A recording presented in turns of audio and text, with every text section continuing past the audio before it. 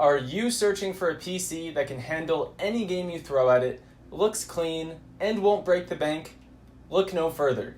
Today we'll be sharing our $1,500 all-around PC build for summer 2021.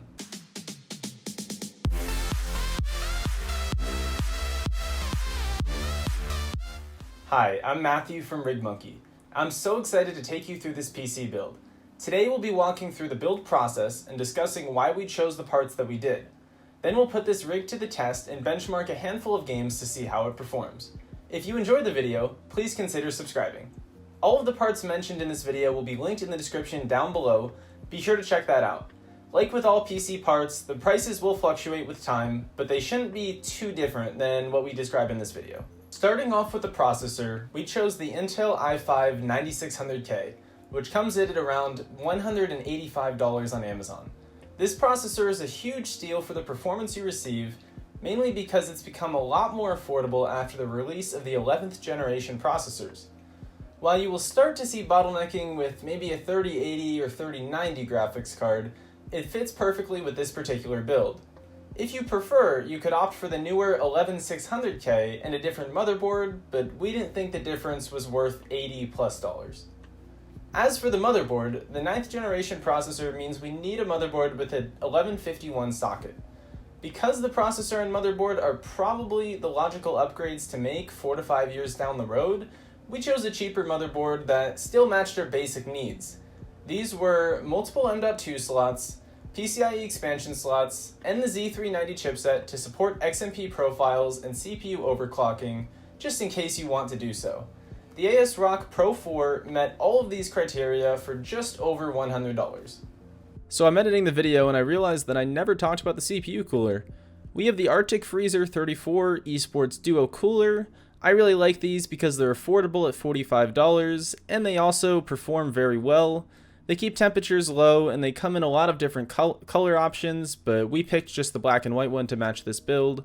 One more thing is they do come with their own thermal paste. In the video we used different paste because we'd already used it in the past, but you don't have to worry about buying thermal paste, which is a great thing as well. For the RAM, we didn't have to go the RGB route, but we thought the extra spending was totally worth getting some of the best looking memory sticks on the market. We chose the G.Skill Trident Z RGB, specifically 4 8GB sticks with a clock speed of 3000 MHz. This is a significant improvement from the typical 2400 or so that you'd see in a laptop or pre-built. If you don't care about RGB, consider maybe Corsair Vengeance or Team Group T-Force to save about $40 or so with otherwise identical memory. But if you're a sucker for RGB like we are, then you'll be paying $220 for this kit. I should mention that with this motherboard, I have not been able to set up this kit to choose any color that you want. However, it does do the rainbow cycling by default that you see now.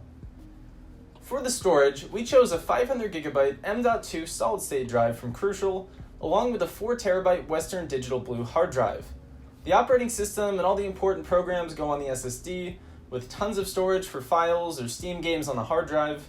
This PC will mainly be used for recording, editing, and gaming, which is why we made this decision.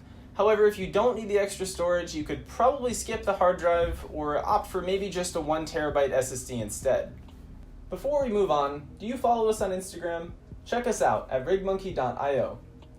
For the PSU, we picked up a 650-watt 80+ gold power supply from EVGA for $55. Nothing really special to it, besides being fully modular, which did help reduce clutter in the case a little bit. The case we chose was the NZXT H510, which happens to be one of the most popular cases on the market. We really liked its simple design and affordable cost at just $60. It certainly is not the best option out there for airflow. It only has a small vent on the back for air intake, but the temperatures still stay at very reasonable levels. Next, let's talk about the graphics card. We chose an Asus RTX 3060 Ti simply because it's the only 30 series graphics card we could get our hands on. I picked it up back in December from a Newegg combo, back when those were still a thing. I think it was around $440 back then. Now they're about $500 MSRP.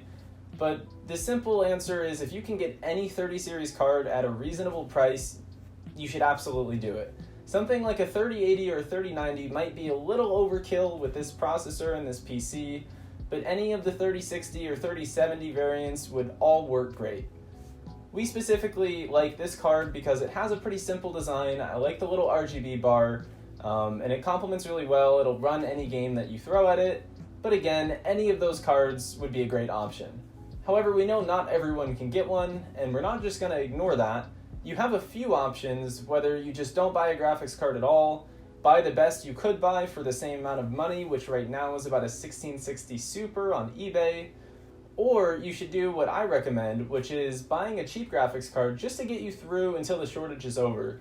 Something like a 760 to maybe a GTX 970, depending on your needs. Shouldn't be too expensive on eBay, but should still get you through until the shortage is done, and then you can buy one of these cards once they're actually on the market.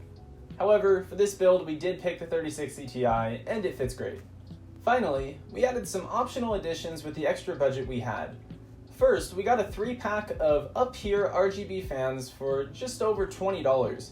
We put 2 of them in the front as intake fans, and replaced the stock fan on the top of the case as an exhaust fan. These fans don't necessarily help or hurt the cooling. I saw little to no difference. However, they just look cool. They're controlled via remote, which probably isn't ideal, but they're also under $25 for a 3-pack, so I think they have great value, and they just make it look a lot cooler, to be honest. We also picked up $20 white cables for the GPU, CPU, and motherboard. I should be specific here, they're cable extensions, so they actually plug into the PSU cables and then into those respective parts. No performance difference, it just looks cool, and they're braided cables as well. We also added a $40 PCIe Wi-Fi and Bluetooth card. I sometimes use Wi-Fi instead of Ethernet for reasons that I could take a whole video to explain, but I need Wi-Fi sometimes. That's why I picked that. And finally, we added a $20 USB expansion card because who doesn't run out of USB slots? I always run out of them, and I thought it'd be nice to have a few more. So that's the whole PC in all of its RGB glory.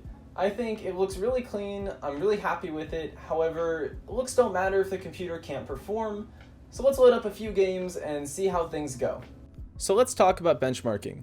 Before I share the numbers, I have to stress that I was playing on a 1440p monitor, and it's an ultra-wide, so it actually has even more pixels than a normal 1440p monitor. So you do have to take these benchmarks with a little bit of a grain of salt. If you're playing on a standard 16:9 monitor or something lower than 1440p, you'd see much better performance. In Counter-Strike Global Offensive, we found ourselves between 180 and about 270 frames, but on average it stuck around 220. This is definitely solid performance, which is to be expected because it's a very old game and not very graphically demanding. Next we tried Apex Legends, which is a little bit newer and a little bit better graphics. We found ourselves at around 80 frames per second when we were dropping, however, we went up to about 120 or so once we were established on the ground. This is common in Battle Royale games because when you're first dropping, there's so much land ahead of you and it's rendering everything around you. Once you're on the ground, it's a much narrower scope. However, if you wanted to get 144 or even 240 Hz, you could easily downsize to a 1080p monitor and stick with the standard aspect ratio, and you should be just fine with this computer. Finally, we played Star Wars Battlefront 2, which is the newest game on the list and probably has the best graphics. We also played a very open scale game mode. It was against AI, but there's tons of enemies and tons of things going on the map. We sat between 60 and 75 frames per second, which for me is perfectly acceptable for a game like this against AIs. However, again, if you wanted better frames, you could easily drop down to a 1080p monitor and you would probably sit right around the 120 to 130 frames per second range, maybe even get to 144 if you turn down the graphics settings a little bit. All of these games were played on Ultra, completely maxed out with everything on, so of course if you turn down the settings you'll get better performance as well. That shouldn't be necessary with any 30 series graphics card though, because this PC can tackle just about any game you throw at it. Once again, I do have to stress it's a 1440p ultra-wide monitor, but still, I think it performed very well. We know that was a short list of games, but we're actually pretty new to benchmarking, so drop a comment down below with a game that you'd want to see in our next benchmarking video. However, in conclusion, I hope this video taught you something new or inspired you to build a computer of your own. We'd love to hear your thoughts on this build. Definitely let us know in the comments down below, and don't be shy. If you enjoyed the video, be sure to like and subscribe so you don't miss any of our future builds or other content. We have a lot of things planned. Thanks for watching. This has been Matthew from RigMonkey, and we'll see you next time.